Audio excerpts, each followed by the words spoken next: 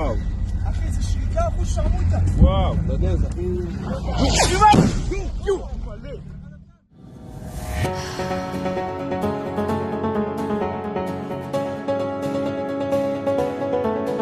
Pasukan pertahanan Israel atau IDF dihujani rudal rajum 114 mm oleh pasukan Hizbullah saat sedang berkumpul pada Minggu 5 Mei 2024.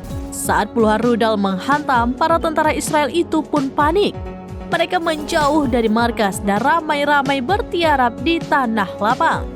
Hal itu terlihat dari video yang beredar di media sosial pada Senin 6 Mei 2024. Tampaknya video tersebut direkam langsung oleh salah satu tentara Israel.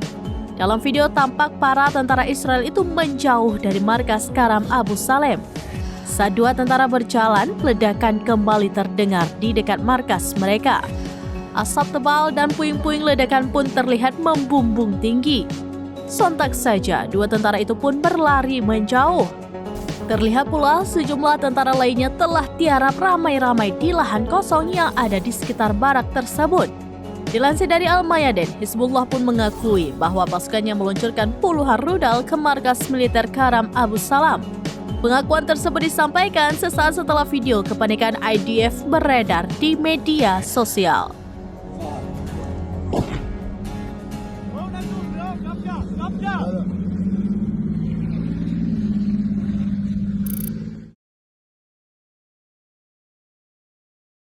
Download Tribun X sekarang, menghadirkan lokal menjadi Indonesia.